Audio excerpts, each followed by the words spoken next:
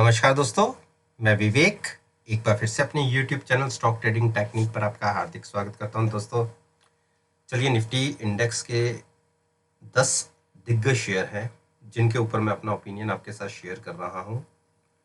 और मेरा मानना है कि आप 2 नवंबर का जो सेशन होगा उसमें इन स्टॉक्स के प्राइसेस को मेरी वीडियो के साथ कंपेयर जरूर कीजिए और देखिएगा कि आपको कितने बढ़िया रिजल्ट्स देखने को मिलेंगे।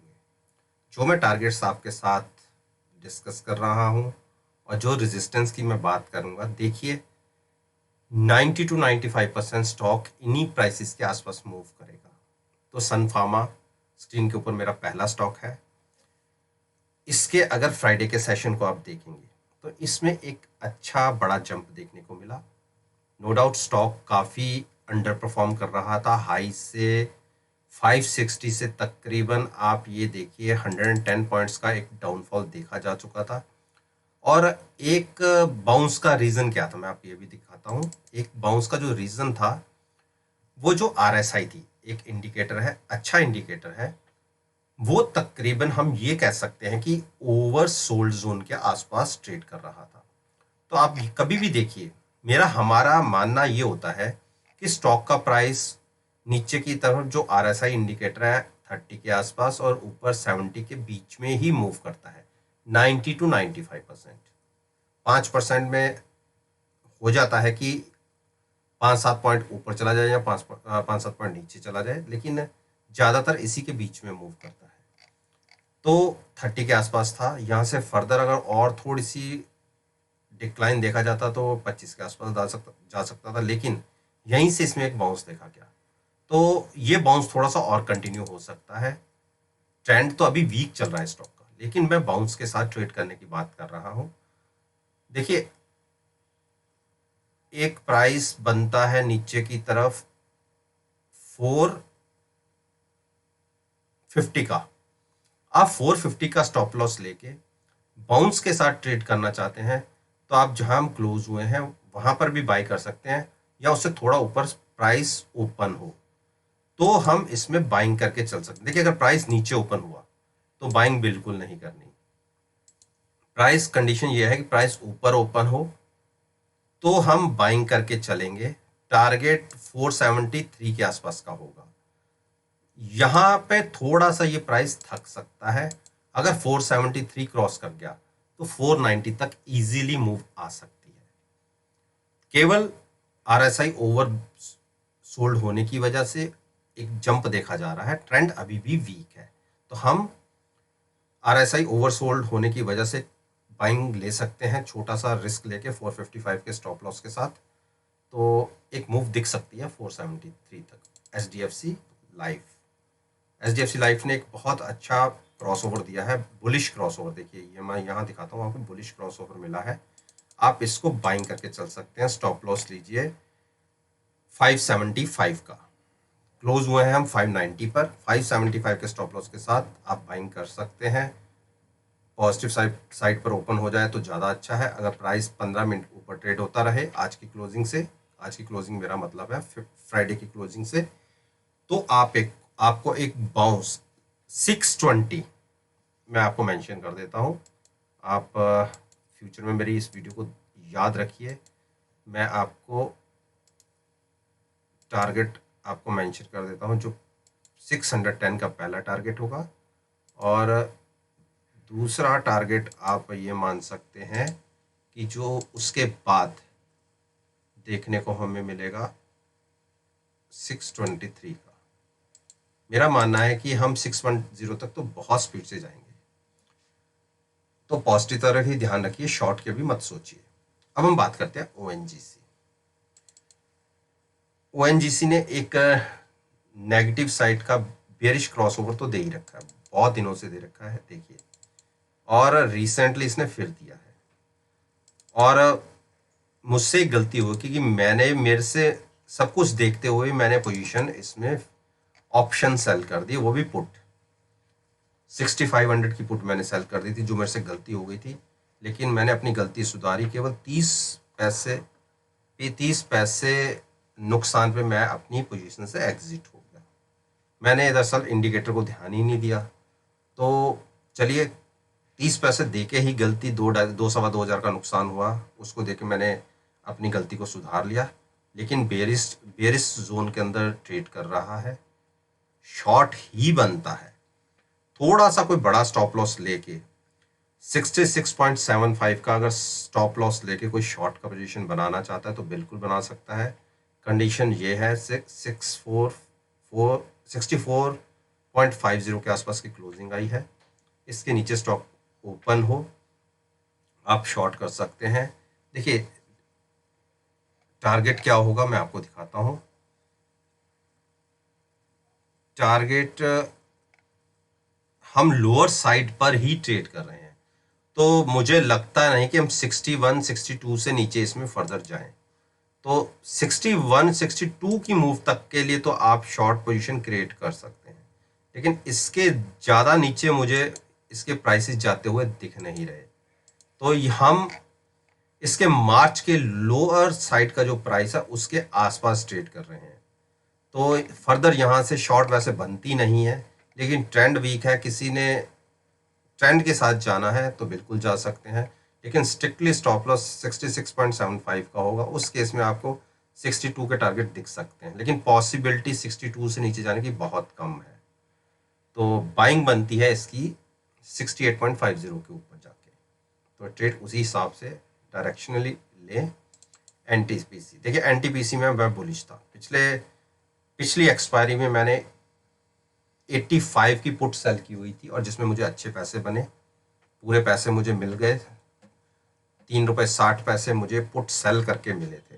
एक बार तो अगेंस्ट चली गई थी, लेकिन अच्छी एक्सपायरी हुई, 88 के आसपास एक्सपायरी मिली हमें। तो अब यहाँ से क्या फर्दर पोजीशन बनती है, देखिए पॉजिटिव ट्रेंड के अंदर स्टॉक है, किसी को बाइंग करनी है तो आप 86 का स्टॉप लॉस लेके बाई कर सकते हैं। टारगेट इसके बहुत बड़े हैं। मैं इसमें पहला टारगेट 110 और बाद में 130 तक के टारगेट भी देख रहा हूं। स्टॉप लॉस 86 का होगा, बहुत बड़ा इसमें कोई डिक्लाइन मुझे दिखता नहीं है। देखिए इतनी बड़ी जो 108 से फॉल देखने को मिला तकरीबन 80 तक का, तो 40 पॉइंट्स के आसपास का हमने, या 30 पॉइंट्स मान लीजिए, 30 पॉइंट्स तक का हमने फॉल देखा और वहां से हमने, मेरा जैसे मानना होता है कि 50% कवर हो सकते हैं, तो 78 से अगर 20 रुपीज़ मान लो तो 98 तक तो हम इजीली जा सकते हैं। तो बाइंग साइड पे इसमें रहिए, शॉर्ट करने की गलती मत कीजिएगा। इस स्टॉक को अच्छी बड़ी मूव के लिए तैयार हो चुका है और 4-4 5-5 रुपए की मूव इसमें बहुत स्पीड से देखने को आपको मिल सकती है। बाइंग में बैठिए, 86 का स्टॉप लॉस लगा के, शॉर्ट बिल्कुल नहीं करना और शॉर्ट की बात भी नहीं करेंगे। एल एन टी ने इतने बड़े एक जंप के बाद देखिए 3 ही दिनों के अंदर वो सारी तेजी खो दी और लोअर साइड 907 का लो लगा दिया। वीक हो चुका है स्टॉक, 925 के स्टॉप लॉस के साथ, 920 का मान लीजिए, 920 के स्टॉप लॉस के साथ आप शॉर्ट कर सकते हैं। प्राइस 914 के 15 के आसपास क्लोज हुआ है, 5 रुपये ऊपर का स्टॉप लॉस होगा। अगर प्राइस नीचे ओपन होता है तो बिल्कुल फर्दर आप शॉर्ट कर सकते हैं। टारगेट उस केस में आपको 890 के देखने को मिलेंगे। मैं आपको इसको मेंशन कर देता हूँ, 890 के आसपास हम टारगेट इसके देख रहे हैं। और अगर ये 890 के आसपास कंसोलिडेट होना शुरू हो जाए तो समझ लीजिएगा इसका बॉटम बन गया। तो जब भी ये रिवर्सल वापस दिखागा तो हम फिर वहां पे बाइंग करेंगे।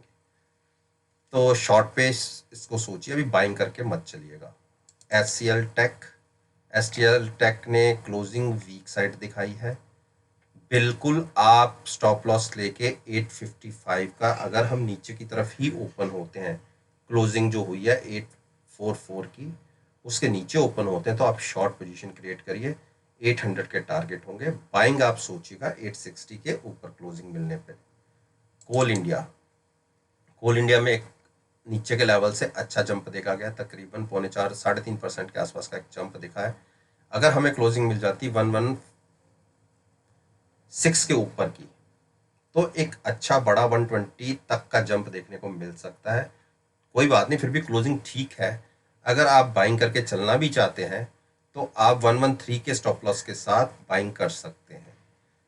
अब ट्रेंड का देख लें, ट्रेंड अभी पॉजिटिव है, बिल्कुल बाइंग कर सकते हैं। अच्छा बड़ा 6 रुपए का जंप आपको देखने को मिल सकता है, शॉर्ट मत सोचिएगा अभी। बीपीसीएल में तो मैं बुलिश हूँ, मेरी खुद की पोजीशन है। मैंने 304 की पुट सेल की हुई है क्योंकि मैं इसमें एक बड़ी मूव देख रहा हूँ। ये 375 तक की मूव एक बार दिखा सकती है, लेकिन मैं कॉन्शियस होकर ट्रेड लेने वाला बंदा हूँ और मैं ऐसे नेकेड पोजीशन के साथ बाइंग नहीं करता, क्योंकि मैंने 340 अगर पुट सेल 12 रुपए में की है तो मेरा बेसिकली बाइंग प्राइस बनता है 12 रुपये और नीचे कम कर दीजिए तो 28 का। तो अगर प्राइस किसी भी कारणवश 328 तक चला जाता है तो मेरे को उस प्राइस पर बाइंग मिलेगी, मैं उस प्राइस पर अपना ऑप्शन बाय करूंगा। इसीलिए मुझे इन लेवल्स पे खरीदारी करने में थोड़ा रिस्क लगता है, तो इसलिए मैंने नीचे की पुट सेल की है। ये एक मेरी स्ट्रेटजी है और मैं मान के चल रहा हूँ कि एक जंप हमें 370 तक का इजीली देखने को मिल सकता है 1 या 2 दिन के अंदर ही। तो उस केस में भी मुझे बाइंग, क्योंकि मैं ऑप्शन सेलर हूँ, तो मुझे अच्छा पैसा मिल जाएगा। शॉर्ट हम बिल्कुल नहीं सोच रहे इस स्टॉक के अंदर। बाइंग में बैठ सकते हैं और अभी से ही बैठ सकते हैं। जहां क्लोजिंग मिली है अगर उसके आसपास भी ओपनिंग हो जाए या उसके ऊपर की हमें ओपनिंग मिल जाए तो आप स्टॉप लॉस लीजिए 345 का, बाइंग में बैठिए, टारगेट 370 के होंगे।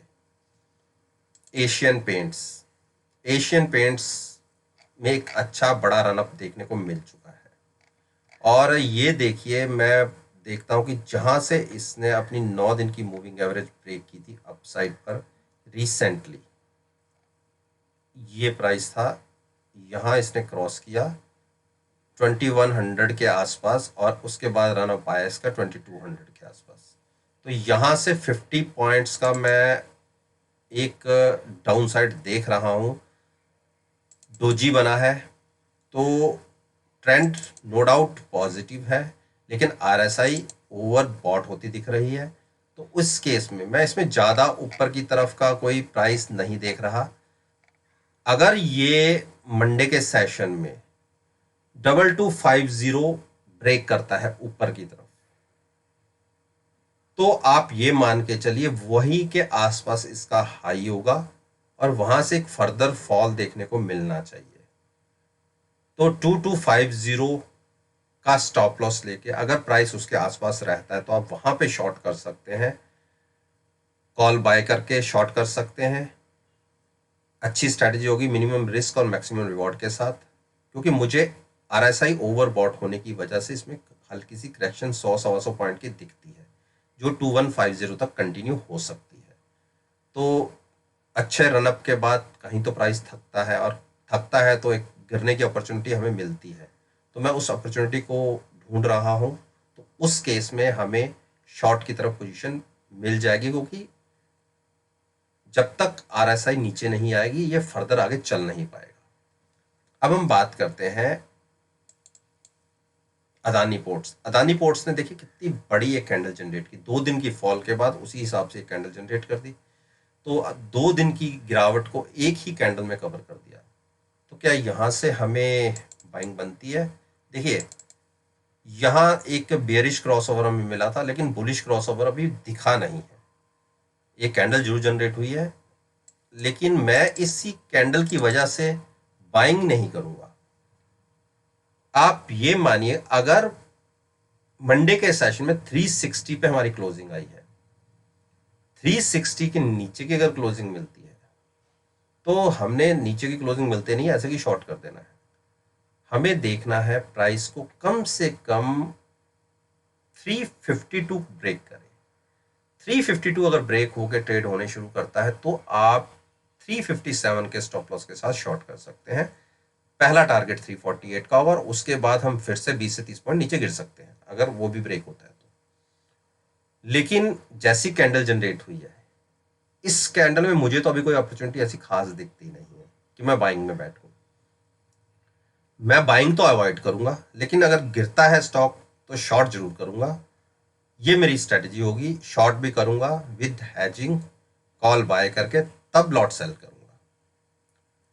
तो दोस्तों देखा आपने कि ये मैंने उन 10 स्टॉक्स के ऊपर बात की है जो निफ्टी इंडेक्स के अंदर अच्छी बढ़िया वेटेज रखते हैं और निफ्टी की मूवमेंट में बहुत अच्छा पार्टिसिपेट करते हैं। और अगर मेरी वीडियो से आपको कोई इन्फॉर्मेशन मिली है तो मेरी आपसे विनती है कि मेरी वीडियो को लाइक कीजिए, शेयर कीजिए और मेरे यूट्यूब चैनल को सब्सक्राइब करना मत भूलिए। और अगर आप नोटिफिकेशन का बेल आइकन का बटन प्रेस करेंगे तो नोटिफिकेशन टाइमली आप तक डिलीवर हो जाएंगी। इसी बात के साथ मैं आपसे विदा लेता हूं और एक नई वीडियो के साथ फिर से आपके सामने आऊंगा। तब तक के लिए धन्यवाद। Take care and have a nice day.